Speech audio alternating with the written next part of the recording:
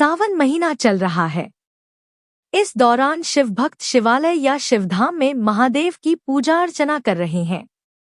क्या आप जानते हैं कि शिव मंदिर में पूजा के बाद शिवजी के सामने 3 बार ताली भी बजाई जाती है।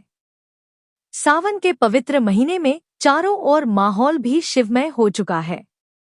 सावन में भक्त शिव मंदिर जाकर भगवान शिव की पूजा अर्चना कर रहे हैं। लेकिन क्या आप जानते हैं कि शिव मंदिर में पूजा के बाद शिवजी के सामने 3 बार ताली बजाने का विधान है? आइए जानते हैं इसके पीछे का धार्मिक महत्व। ज्योतिषाचार्य अनीश व्यास बताते हैं कि शिवजी के सामने 3 बार ताली बजाने के पीछे 3 भाव भी जुड़े होते हैं। धार्मिक मान्यता के अनुसार लंकाधिपति रावण और प्रभु श्रीराम ने भी शिव पूजन के बाद शिवजी के सामने 3 बार ताली बजाई थी।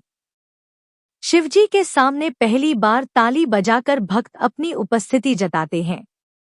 दूसरी ताली में यह भाव होता है कि हमारा घर का भंडार सदा भरा रहे। वहीं तीसरी ताली के भाव में भक्त शिवजी से क्षमा प्रार्थना करते हुए यह प्रार्थना करता है कि वह उन्हें अपने चरणों में स्थान दे।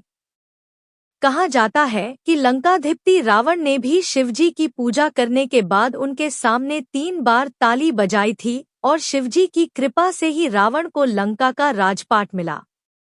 यह भी कहा जाता है कि लंका जाने के लिए जब राम जी समुद्र पर सेतु का निर्माण कर रहे थे तब उन्होंने शिवलिंग बनाकर पूजन की थी और पूजा के बाद 3 बार ताली बजाई थी, जिसके बाद उनका कार्य सफल हुआ।